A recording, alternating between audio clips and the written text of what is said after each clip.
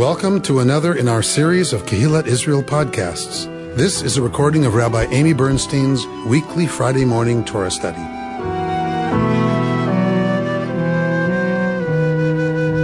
We are in the patriarchal narratives, right? So we are in the period of the patriarchs, the formative period of the family, the clan, that will eventually become, of course, the people Israel. The patriarchal narratives and the narratives of the matriarchs, our mythic traditions, we can assume have been whittled down to this. We can assume there's lots of material that did not survive and did not come down to us.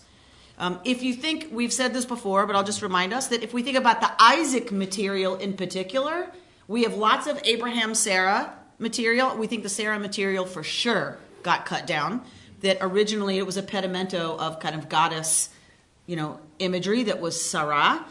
And that's gotten kind of whittled down into now Sarah, partner of Avraham. So the Avraham-Sarah material, we still have a good bit. If you look at the Jacob material, we have a good bit. The Isaac material did not really survive as its own. The folk who were telling those stories about the patriarch Isaac, those stories really didn't flourish. That part of our people didn't flourish. We didn't get a lot of the Isaac narratives. If you look at the final redaction, the final editing of Torah, perhaps that in itself is a commentary on the patriarch, right? That after the Akedah, pretty much, what is there of Isaac? Right? That's its own. The absence of material is already saying something about the character Isaac. That moment of trauma obliterated, in a way, the future that Isaac might have had he not suffered that trauma. So lots of readings of this material focuses, as we did last week, on the trauma of Isaac. And so we're now moving into the Yaakov Esav material, right? So the birth, we're getting the birth of Yaakov and Esav. So whenever we talk about Yaakov, we're talking about two things. Whenever we have Yaakov, we also are talking what? Israel. That is not simply a name change, right? That is not simply he has two names, right? Whenever we're talking Yaakov, we're talking the nation of Israel, the people of Israel. When we talk about Esav, we are talking about whom? Yes, a branch. We are talking about Edom, the Edomites. So these are not only narratives about our mythic ancestors and what that means for us as their descendants, like how we identify ourselves. It is also the story put in narrative form of Israel, and in this case, Edom. Right? So these narratives, by looking at the interaction of the characters, can tell us a lot about the historical period in which they were written. Right? Because we know from the record when the Edomites were allies of early Israel and when they were enemies. Right? That we know from the archaeological record, from war, invasions, all that kind of stuff. And so we can look at the times that they are,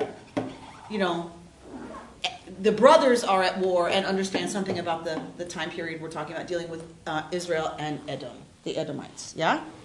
If you stand in a certain place in Israel and you look across the Dead Sea and you see Jordan, right? You can see a hunk, because it's far away, so it looks small, but you can see this hunk of red.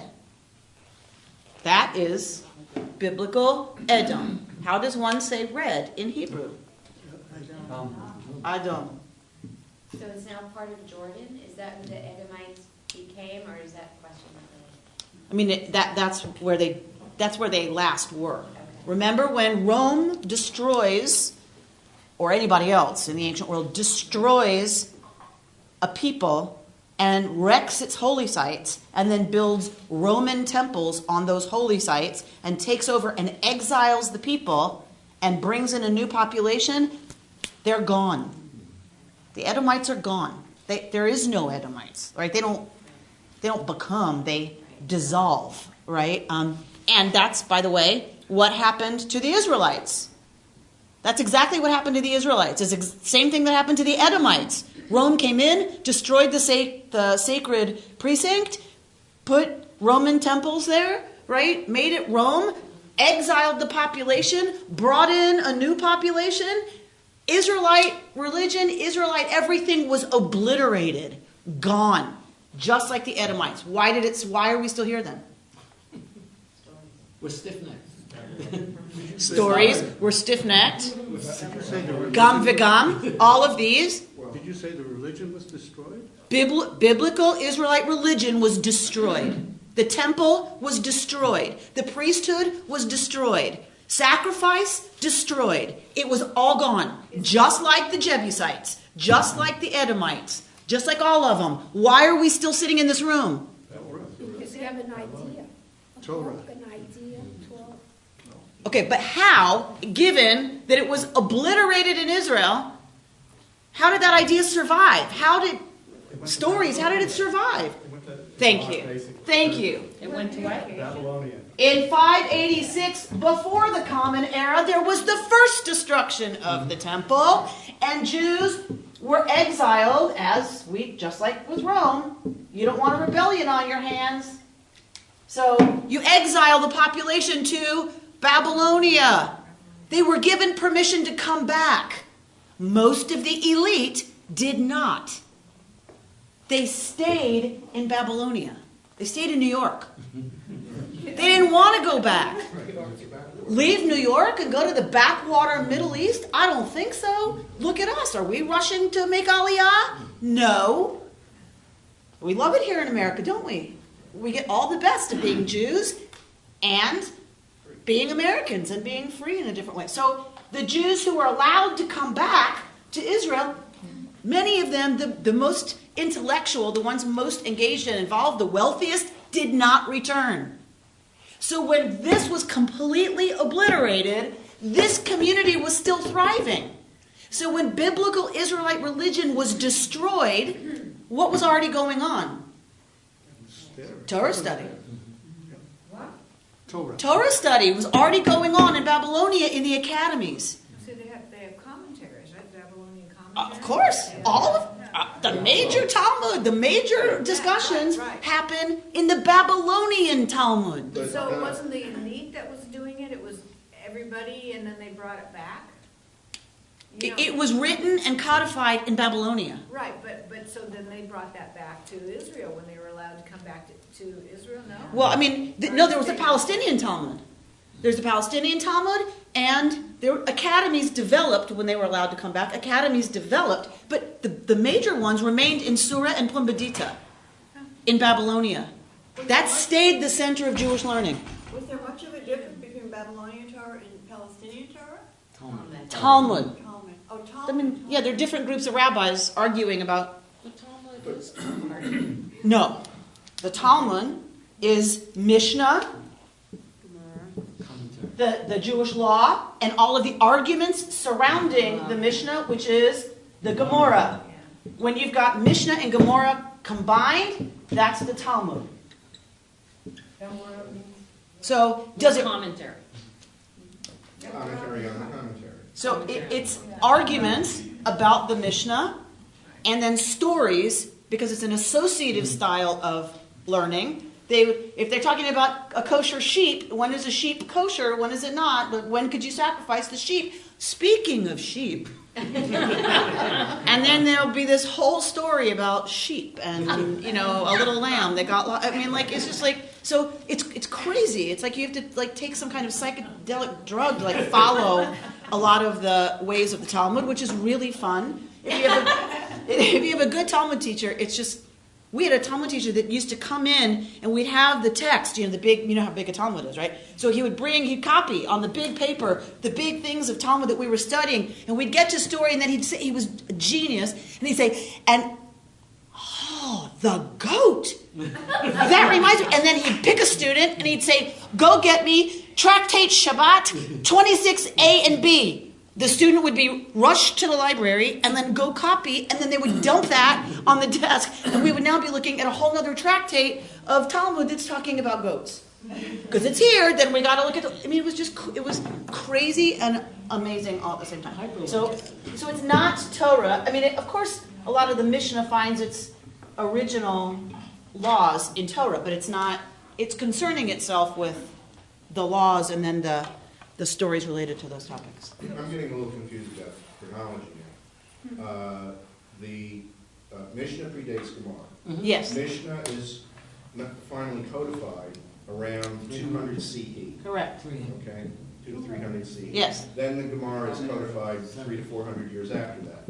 So what are they doing in 586 BCE? They're not writing the Mishnah yet.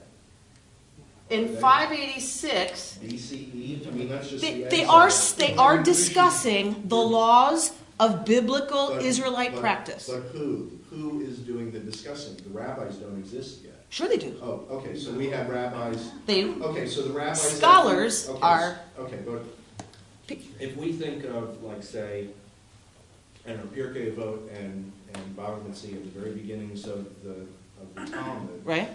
A lot of that stuff is, Bar Kokhba and the people who sort of let the Jews who were in Palestine somehow survive the second destruction of the temple. Right. Right. And so Akiva's already there. Akiva is where? Akiva's part of Bar Kokhba. Right. So that's in Israel, not in Babel. Right. Right. And so how did the two rabbinic traditions merge? Okay, so first of all, the thing to remember is that there's always been a tension between the priests and the lay people. There's always been a tension. Think of Isaiah. Is this the fast I want? Right? That you all do all this stuff and think, therefore, that you're in God's good graces when you behave terribly morally. There's always been a tension between the priests and folks who took, the ethical, moral part of the tradition seriously and were very critical. So the Sadducees and the Pharisees, that's early. The Pharisees become the rabbis. The Pharisees win the argument by default. Right? The Pharisees and their focus on the ethical monotheism of Torah, because they're not priests. When the priests are wiped out and the temple's wiped out, the Pharisees become the ones who are speaking on behalf of what's left. And they've already been developing their thinking about what that is. I want to ask you something. Was the written language exist in 586 BC, or is it only? Yes. It is. Yes. Okay. Cuneiform, right? So the earliest form of writing is the stylus in wet clay. Yeah, that's what I'm saying. That it was not in paper or Oh, no. or anything like that. No. So it was mainly. Some of them. It was not spread up or certainly explained as it is today, like in a book. It was more. This is where they started writing it. It was an oral tradition. The oral tradition. Right? There might have been a copy, but then there were people who had, eidetic, what is that memory where? Eidetic memory. Yeah. So they had people like that who would be stationed in the room, and they would say, Shabbat 42a, and the person would recite. And then they would discuss. Okay, it was mainly oral. With no printing presses. There was no printing until 1600. All right, we're being Jews. So let's regroup. So I what's fascinating to me is that the Babylonian group did that somehow to percolate down in the conscience, and you get Muhammad, who comes up with some of the things that are kind of similar to ancient Judaism. Well, he was exposed. Yeah, that's what I'm saying. To Judaism. So it must have been, it's got to be there way back when.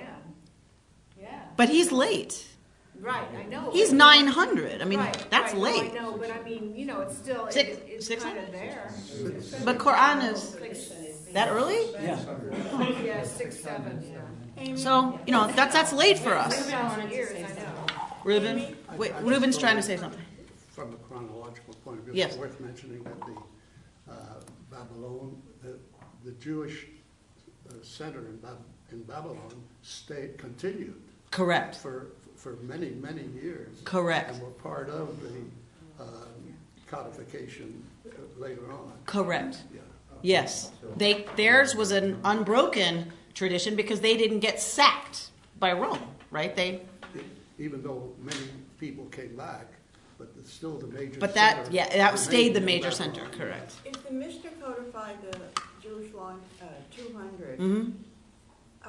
and then Maimonides again codified that? Yeah, well, it changes a lot. There's a lot of things that change between 200 and when Maimonides is writing in 1100. A lot changes. I think Maimonides also felt that the Talmud was so huge and so difficult for the average person that it wasn't part of what Maimonides doing, trying to recondense it Yes. for like we mere mortals. Well, and then he it doesn't, happened again with the and he Shulchan doesn't Aruch. care about the stories of sheep, Yeah. right? Like you got to, if you hack off all the pieces that are agadah, that are tale and lore, you cut down to the law itself, and so there's Well, then it was done again when it done by Joseph Caro again with the several Shulchan Aruch. times, right? Because each then- community has what's normative for them. And it goes, that's a good point, Bert. This is Rabbi Dr. David Teutsch has published a guide to Jewish practice from a Reconstructionist perspective. Right? So this is volume 2 that has just come out. We all just got it in the mail. But this is, Mickey, why do we need this? Why do we need this? We have the Shulchan Aruch. I guess it brings in the experiences that people have had since the last time. Exactly. That's why we need this, because we think differently than the Shulchan Aruch, than the folks who wrote the Shulchan Aruch. Our needs are different. What we need this for is a little different, right? We need this to think through it, the decisions, not to give us the decisions, right? That's a new idea in the world of Wait, so it's a Jewish guide that codification. explains it, like kind of where you are if you need some further explanation of it? Is that what that So is? let's say we're going to look at a kashrut policy around Passover. So we're going to check now a guide to Jewish practice to begin our discussion, because it's going to bring all of the source material from Bible and Mishnah and all those places, and other commentators like Maimonides and Rashi and like all these people, and bring it into one I'm glad place. to see it's a guide, not a directive. Correct. That's Glad to exactly see it's right. thick. That's right, because Reuben, that's an important point. We need a guide. The other folks have just wanted a directive. Not just, I don't mean to minimize it, but that's a big change. Guide means you're going to be the ultimate arbiter. I'm giving you the background to do that. All right, shall we look at Torah, do you think? Unbelievable. It's good, it's all good. All right, so we're going to hold that in our heads whenever we see Yaakov, thank you. We're going to think the people Israel. Whenever we see Esav, we're going to think the people of Edom. Just holding that as another level in our head. All right. We're going to start at 25:19. This is the story of Isaac, son of Abraham. Abraham begot Isaac. Isaac was 40 years old when he took to wife Rebekah, daughter of Bethuel the Aramean of Paddan Aram, sister of Laban the Aramean. Isaac pleaded with the Lord on behalf of his wife because she was barren, and the Lord responded to his plea, and his wife Rebekah conceived. But the children struggled in her womb, and she said, "If so, why do I exist?" She went to inquire of the Lord, and the Lord answered her, "Two nations are in your womb, 2 separate peoples shall issue from your body. One people shall be mightier than the other, and the older shall serve the younger." Okay. So, Ve'ele Toldot Yitzchak. Usually translated, these are the generations, right, of Yitzchak. But because we're not going to get a list of begats and begots now, it probably is best translated the stories of. These are the tales, the stories of Yitzchak, Ben Avraham, the son of Avraham. Avraham holid et Yitzchak. Avraham begot Isaac. Okay, how many times have you heard me say the Torah does not waste words? Somebody tell me the problem. If the Torah doesn't waste words, what's the problem in verse 1? We already have a problem. Huh? Abraham and Sarah begot Isaac. Okay, that's an omission, but we assume, right, that Sarah's a part of this. Science hasn't changed that much in all of these years. What's the written problem here? They write it twice. They write what twice? That Abraham is the father. First, that Isaac is the son of Abraham, and Abraham begot. It's repeating the same idea twice. Very nice. They want to make sure that he really is the father. Right? So this is the rabbinic question. The redundancy, right? You don't have redundancy in Torah, God forbid. So what is this? So there are, as you can imagine, many explanations in the rabbinic tradition about why we have this written twice. One is that he's the son of Avraham.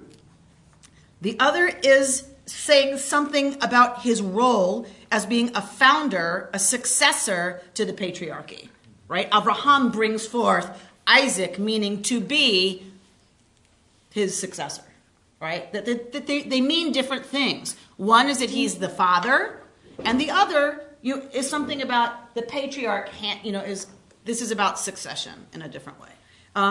Lots of midrash written about this, saying what Bert brought up, which is we are going to be extraordinarily clear that Avraham is not just the legal father. If it says Yitzchak is ben Avraham, Isaac is the son of Avraham, that might just mean that Sarah had the baby and Avraham acknowledges it as his own. That's fine.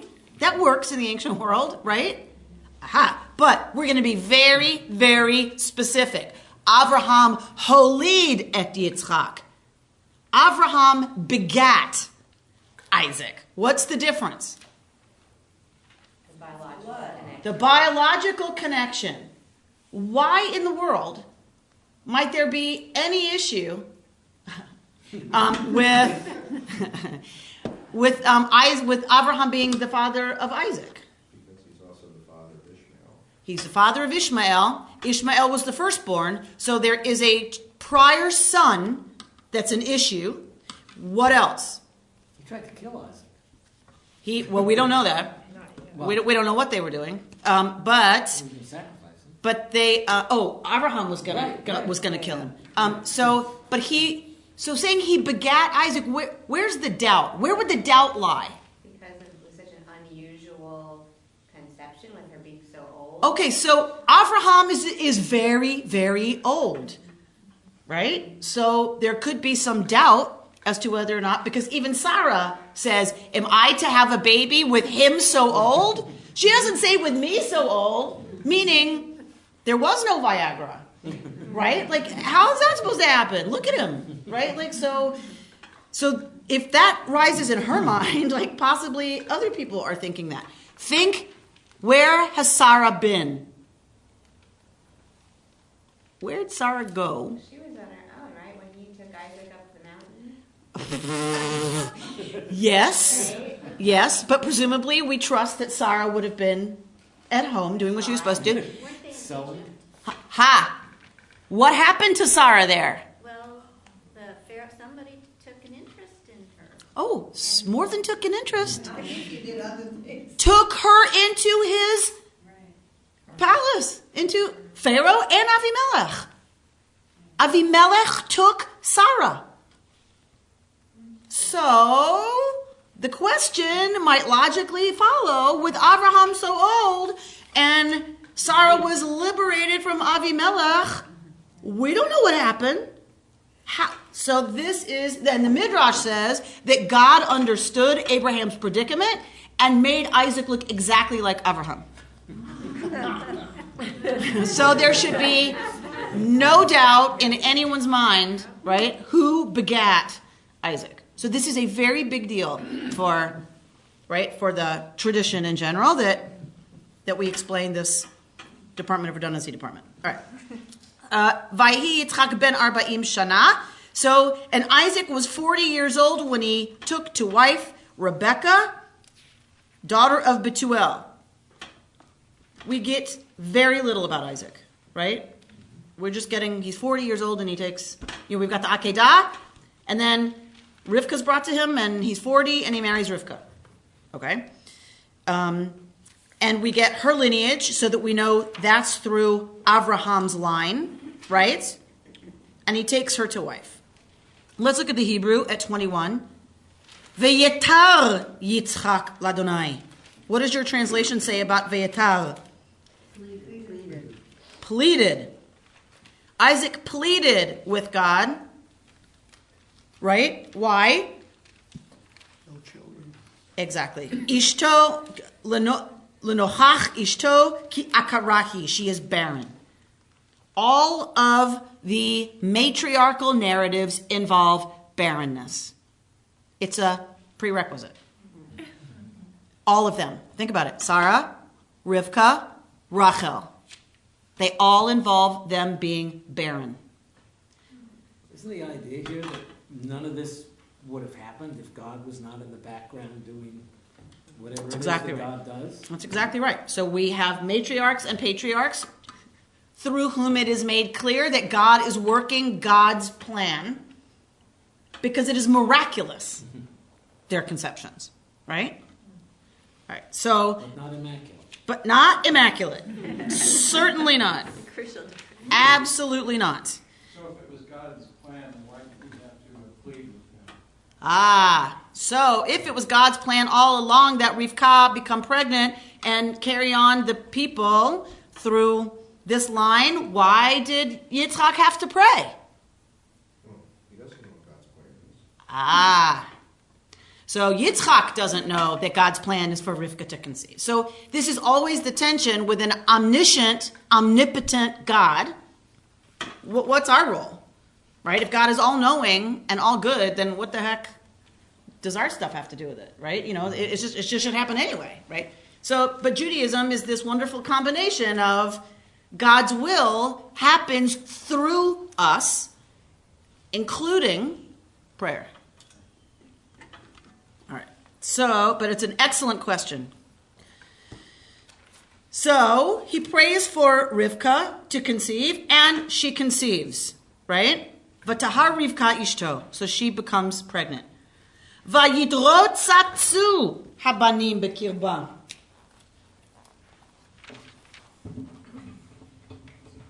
What is this business? Somebody read it to me, the Hebrew? Where are we? Vayidrotzatzu. Vayidrotzatzu, right? Right. Yit ro tze tzu. All right. So we've got a shoresh here, one of which is reish tzadi tzadi, ratzatz. What words do you know at all that deal with reish tzadi? To run. To run, larutz, ratz, he ran. Very good. Ratz, something about running, urgency, strength, limbs, sprinting. Oh, good. All right. What other one? Ratzon, rotzeh. Yes. So rotzeh and ratzon are related. Ratzon is will. But what does ratzon really mean? May it be what you want. Rotzeh, I want. Rotzah, for me, because I'm a girl. Right? So, in this case, reish tzadi hey is to desire. Wanting. Right? So you've got these words. This is, by the way, Yitrotzatzu, they did that in her belly is a hapex legomenon. What is a hapex legomenon? Fancy word. A fancy word.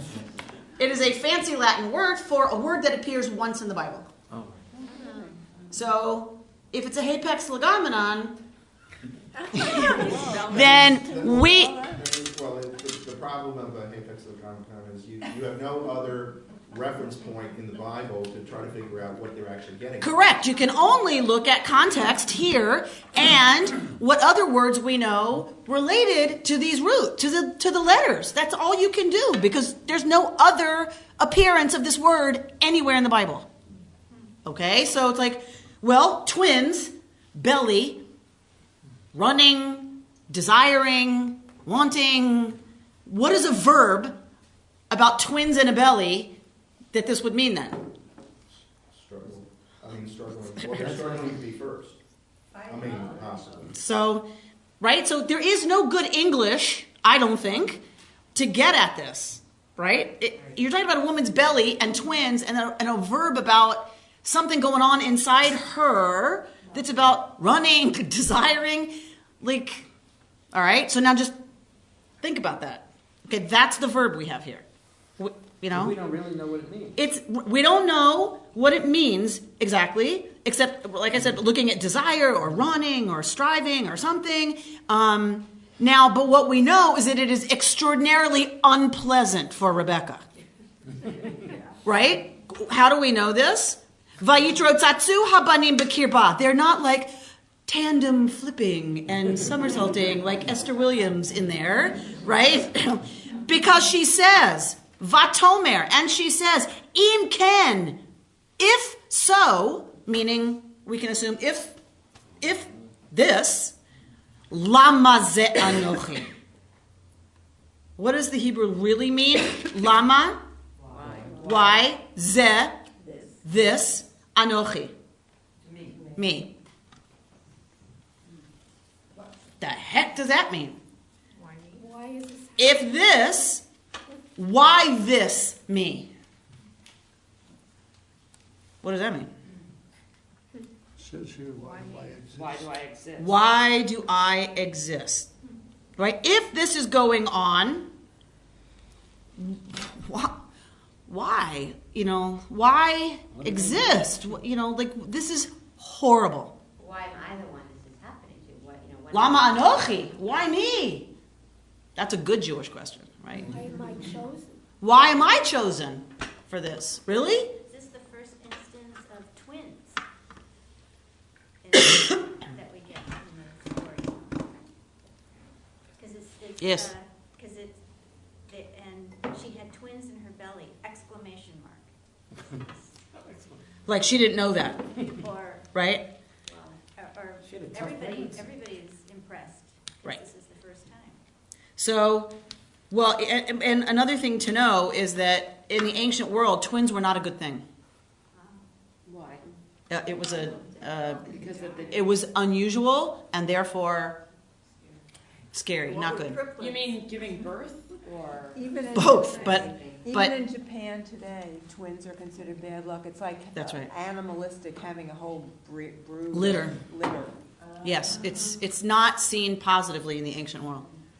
If you think she had the baby with Isaac, where he also, if you think that Abraham tried to kill him, in the seed itself, there must have been some sort of a... We can count on Diane to go to the heart of the mythic power of this story, that in Isaac's seed is already deep conflict about family relationships. Because we transfer to our children. So he gives seed to Yitzchak, to Yaakov, and his seed goes to Esav, and they are in the same belly. And if his seed is all about now conflict, right? What's going on in her? It's completely enigmatic. I mean, completely emblematic of Yitzchak's life. Beautiful. What we know, but she doesn't know while she's experiencing all this. She doesn't know there's twins in there. But in verse 22, it's the plural, at least in the English, but the children struggled in her womb. Right. That's the narrator who knows everything. Rebecca, no, I mean, seriously, like we have an omniscient narrator here, right? So, Miss Ryder, so, right, the author, the narrator knows everything. This is the same problem when we get to the Moses text that says Moses went out to his Hebrew kinsmen, and people want to say, see, he knew he was a Hebrew. I'm like, That does not indicate that Moses knows he's a Hebrew. It's the narrator who knows those are Moses' kin, right? Because you all know I love the other version where Moses doesn't know he's a Hebrew. He acts out of what he considers to be morally and ethically right, meaning he allies himself with the oppressed. But anyway. Our own duality. I digress. What? Our own personal duality within ourselves. Okay, so Diane is already preempting the rabbis. So they're doing something bikirba, but she doesn't know what's happening. Oh, what does she know? You're pregnant. You've prayed to be pregnant. Now you've got all this going on. What are your first thoughts? Something's wrong. Something's very wrong. This is not the normal experience of pregnancy that she has seen around her. A gentle quickening. Oh, I felt the baby move, right? Like it's, you can imagine if she gets big, right? If you ever seen twins in somebody's belly, like there's some funky stuff that goes on, right? That you can see. So she doesn't know what's going on, but all we know is that she says, if so, why maybe do I even exist? Some people believe there's a hand motion here. There's a word missing because she makes a hand motion in this part of the statement. If so, just kill me. Like, lama zeh, why this to me? I mean, like that she does something with her hands because there's a word missing. What's the zeh? Why this? Why this me? Like, it doesn't really make a lot of sense. So, Vatelech lidrosh et Adonai. I want to focus on this. And she goes, and what does she do?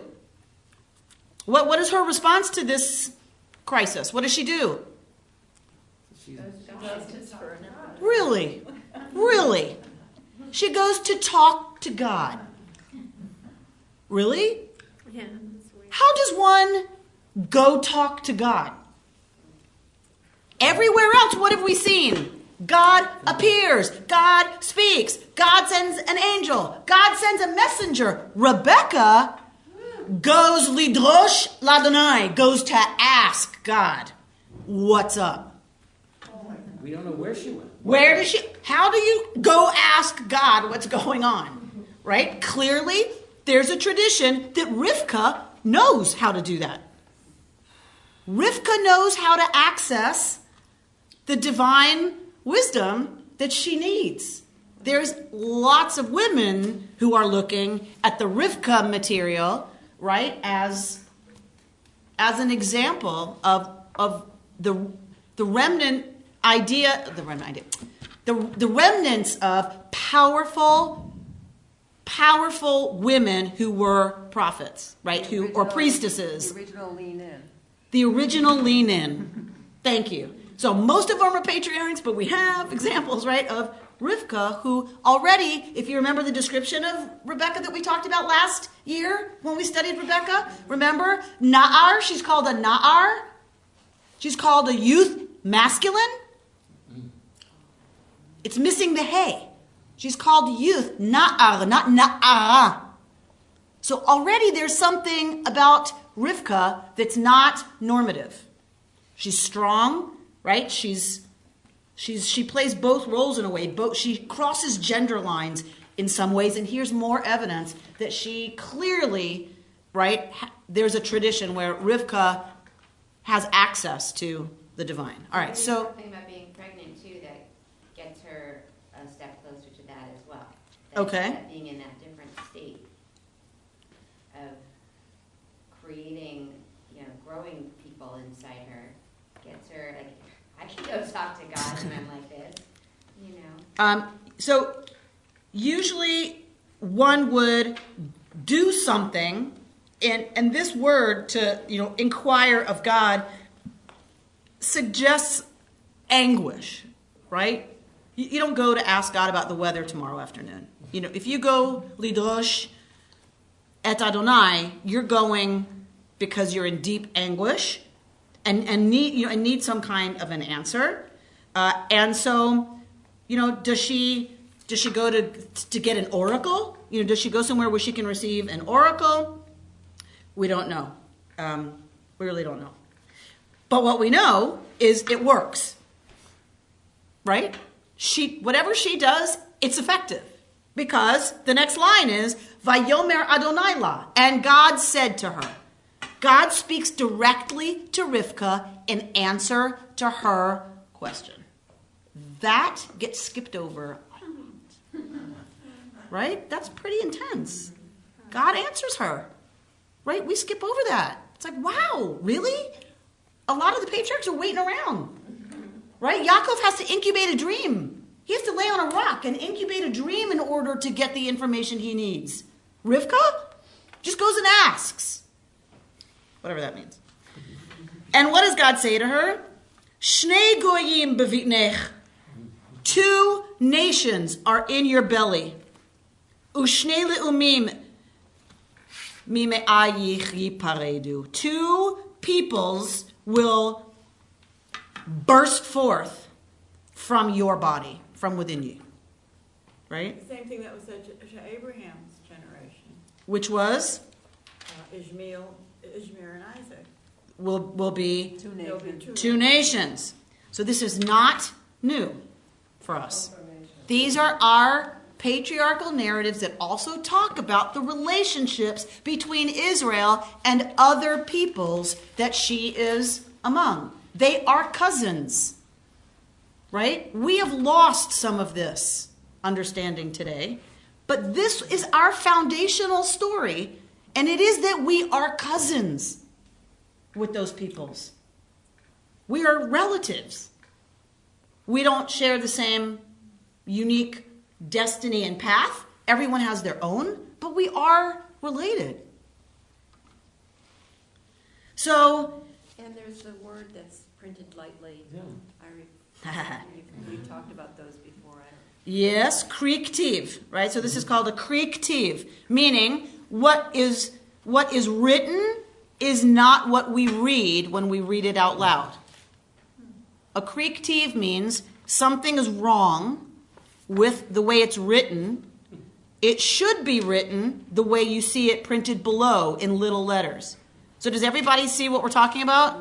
No. Verse 23. Different volumes represent it differently. In the Green Book, I believe, the Women's Torah Commentary, I believe it's written in a lightly shaded gray. Yes? I don't know what the Red Book does. What does Eitz Chaim do? It's just smaller. In Eitz Chaim, the type is smaller. Yes, goyim. What is that called? Nations. Kri ktiv, meaning kri means read. Ktiv means written. Okay. So you read something different than what's written. So when we read Torah out loud, we read the little word that's printed underneath the paragraph. At least that's how it's done in my book. In my book, you have the paragraph, and then you have this little bitty word down here, which is how you're supposed to read the word. So are they saying that there's a mistake? Oh! That's what I'm... Chas v'shalom. I know, that's why Chas v'chalila. Chalila. So, right, so it is now preserved as the scribal tradition. Right. God forbid there should be a mistake. Right. So we read what probably is a mistake. Right? So it is with Rebecca. It says na'ar, but we read na'ara. We assume it's a scribal error that the hay fell off to make her a feminine youth. Right? That's our assumption. But it's an awfully tempting place to go. What if it's not? So what is the word that we don't read? if it's not, what does that Here, imply? we read goyim. Right. So But the word that's in the Torah correct. is giyim.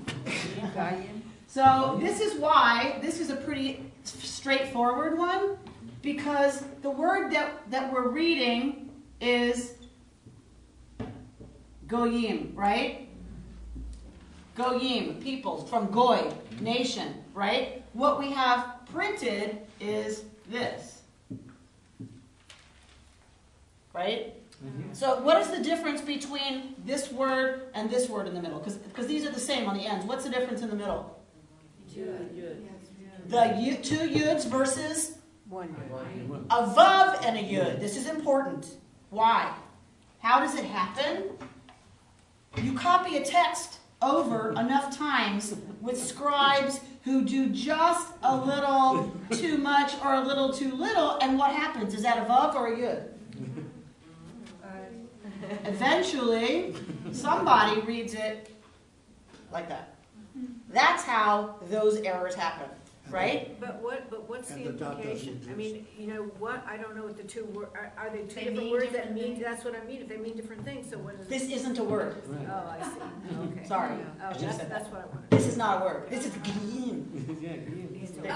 Giyim. This is G-Y-Y-M. Okay. There's no argument like there's God in there. Oh, now look at Laura Diamond. Go, girl. You go, girl. If it's Yud in the middle, there's one brother, there's a second brother, right? There is a good inclination, Diane, and an evil inclination within each and every one of us. They are both to be used in the service of God. God. I don't know. So, Krieg can sometimes be a very fun and happy thing, right? to play with. So, right, this is the name of God in Hebrew.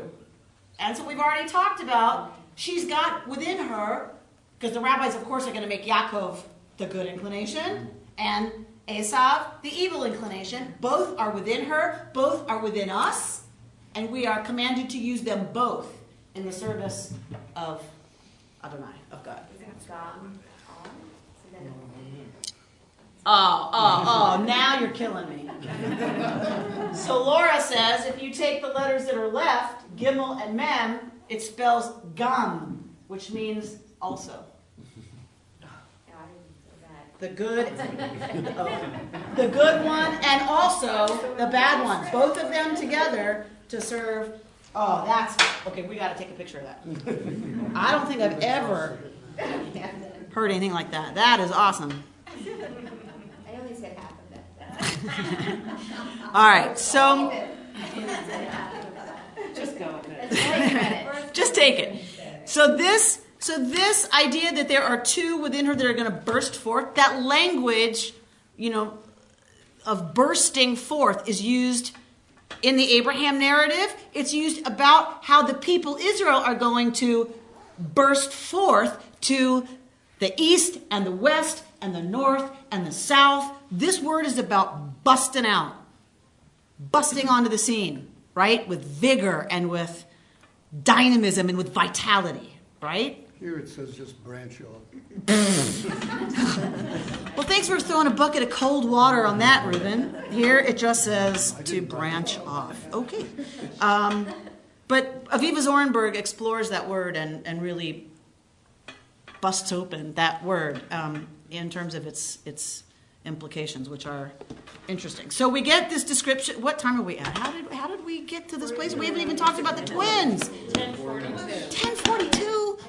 Huh? I needed to hear about it today. Let's go.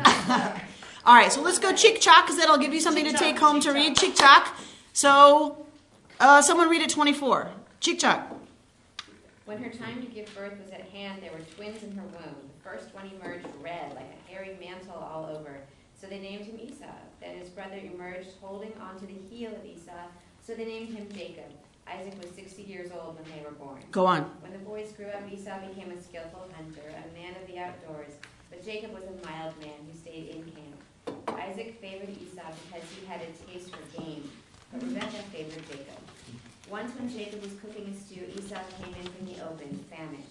And Esau said to Jacob, "Give me some of that red stuff to gulp down, for I'm famished," which is why he was named Edom. Jacob said, "First sell me your birthright." And Esau said, "I'm at the point of death, so what use is my birthright to me?" But Jacob said, "Swear to me first." So he swore to him and sold his birthright to Jacob. Jacob then gave Esau bread and lentil stew. He ate and drank, and he rose and went away. Thus did Esau spurn the birthright. All right. So she gives birth. There were, twins, right, in her womb. The first one emerged red like a hairy mantle all over. So they named him Esav. Why? Edom is read.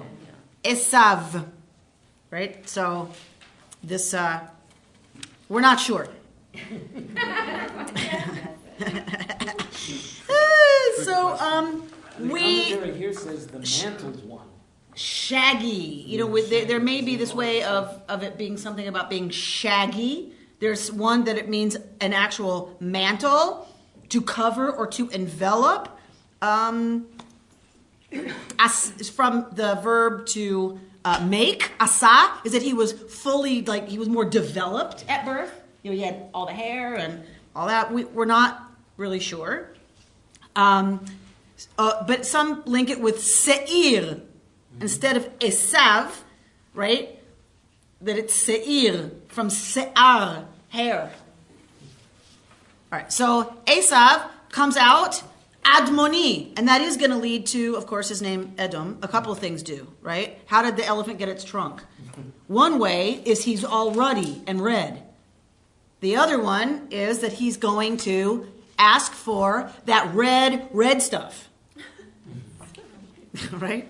All right, so he emerges, and then his brother emerged, holding on to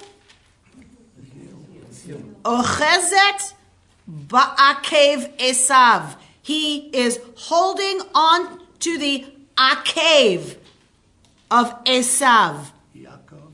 Ha! Reuben. The ankle. You get the gold star. Well, maybe, actually, the red star, because Laura's already got a star. He's holding on to the akev, right? Right. Of his brother. One who does that, put a yud, and what have you got? Yaakov. How did Yaakov get his name?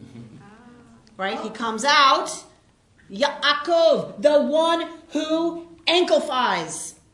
Right? So, what do you think? What does that mean? The firstborn gets everything in the ancient world. Everything. What is a twin who's born second who ankleifies? He's becoming a part of the first. He's hanging on to him. It's like, what do you call that? He's going for the ride. He's going for it. Yeah. Yaakov He's is like, not so fast. not so fast. Yeah. Nice. Not so fast. You may come out first, but he is hanging right onto his ankle. Is the image of trying to pull him back? Right? Or don't think you're going anywhere, I'm not coming. Yeah. Right? Like, we are one. Nice. Nice, Lois. So we are one. Don't think you're going to be the firstborn and I'm going to be some schlepper. Our destiny is, we are one unit here. This is not over. And they've been wrestling the whole time. And they've been wrestling the whole time. They come out the same way they were in. You got to come out one at a time. That's the only way to come out. You mean they were wrestling in the womb? Yeah. So they come out the same way with Yaakov hanging onto the heel, hanging onto the ankle. This is their relationship forever until. Except it says that Esau became a skillful hunter and Jacob was a mild man. So Esav becomes a skillful hunter. And what does it say about Yaakov? He was a mild man who stayed home. He was a mild man who stayed home. He was a dweller in tents who stayed home. So he was, for the rabbis, this is proof that he was a yeshiva bucher. What did Yaakov do? He's the stereotypic Nebuchadnezzar yeshiva bucher. He stayed home. Of course he stayed home. He was learning Torah all day. He learned all day. Esav, he was, out there doing, four-wheeling and, monster trucking and using a chainsaw. Talk about how good-looking Esau was. We talked about ruddy, that ruddy complexion. Sometimes ruddy was a good thing. David was described as being ruddy. He was staying home plotting because he had a really good idea. He was staying home plotting, says Linda. Right? He was hanging around, figuring out while Esau's gone. Right? Rabbi, What can I do? there's a comment here that says Yaakov could also be read and translated as he will act crookedly. He will act crookedly. Thus, it's often translated as the usurper. Like that the hanging on to the ankle is usurping someone's position. You take them out of where they're standing and you're looking to supplant them. That's often how it's translated. Mickey? Would there be any connection between the Parashat Akev in Torah? What's the connection? The spelling of Akev in Yaakov. I'd have to, I'm sure they're related. We would have to do the Midrash. You know what I mean? So you can write that for next week. You write the Midrash. What's the connection, right, between this and Akev in Deuteronomy? Richard? Is there any wordplay involved, writing involving wordplay with the Yah at the beginning of Yaakov and the El at the end of Israel, that they're both God terms? Well, the problem is we're missing the Hey for Yaakov. There's Isn't Yah sometimes? Yud Hey. Oh, Yud Hey. Okay. Yeah. But El for sure. That's El, the meaning. sure. You can't have the name Yisrael Right. So without God being part of so that. the Yah in Yaakov is not really. I haven't seen it, but possibly they add the Yud. That the Yud is about relationship to God. So he's hairy. Jacob is smooth. Right? So already we have a distinction between them. One is in the field, doing, going. We talked about this in the womb. Running, going, doing, active in the world. What is Jacob? He's smooth. Usurping. He's usurping. He's smooth. He's a smooth operator. He's sitting at home. He's not acting in the world. Aviva Zorenberg, I'm going to give it to you to take home and read. Aviva Zorenberg has a wonderful way of looking at this as being Yaakov isn't anything right now. Yaakov is just there. Well, he's mama's boy. He's mama's boy. He's mama's boy. And it's mama, Linda, who puts him, this time it's him, but mama puts him up to the next one, doesn't she? And she says, the way we usually interpret it, I don't want to spend too long on it because it's not for today, but I'm going to set up Aviva Zorenberg for you, is that Aviva Zorenberg suggests that the way we normally read that is Rivka says to him, pretend to be Esav. Put on goat skin, you know what I mean, and get hairy because your father might touch you. And so go pretend to be your brother. And Zorenberg says that is not what Rivka's saying. Rivka's saying is become something. Do something with yourself. Do something. Esav is out there. Esav is doing. His father loves his game. He is successful. He is the big man out there. We usually read him as lumbering, because that's our Jewish tradition. That's our already inherited interpretation. But if you just look at the text, he's effective. When they're struggling and running and pushing and desiring, it's Esav who fulfills his desires. It's Esav who has desires. What is Jacob doing? Nothing. And he's a blank slate. And Rivka is saying, not pretend to be Esav, get some hair. Right? Man up. Exactly. Man up. Go into your father and you serve him game. You give him something that he wants. Esav's always doing it while you sit around on the couch playing video games. Go take this due to your father and earn his blessing. And the mystical tradition reads that when Yaakov says, but I could get in trouble for pretending to be Esav, right? It's Yaakov the spiritual saying, if I take that on, if I take on worldly concerns like success, will it ruin me? And I'll draw on myself a curse and not a blessing. Do you remember this line from the story? He's afraid if his father feels him all hairy and figures out that he's pretending, he'll get a curse instead of a blessing. And the mystical tradition says that is Yaakov worried. That if I become somebody who's concerned with material things and material success, what I'm going to get is a curse instead of a blessing. I'm going to fall, right, to some level that I don't want to go to. And what Rivka says to him is not to worry. I got your back. It's not going to happen. I'll be here. You're not going to fall. You will be fine. You need to take your spiritual, lovely, smooth, sinless self and go engage yourself in the world. And what do you think the teaching is from the rabbis from that? What's the lesson for us? Action versus Tikkun olam. contemplation. Action, tikkun olam. Sitting in contemplation is lovely, Yaakov. But that's not where it's at, ultimately. You have to take that out in the world and act. That's how this people continues. That's how this world gets repaired. That's what matters. Don't worry. It'll be all right. But you got to go out there and you got to take your spiritual, lovely self and risk it in the world. You've been listening to Rabbi Amy Bernstein's Friday morning Torah study from Kehillat Israel in Pacific Palisades, California. For more information, go to our website, www.ourki.org.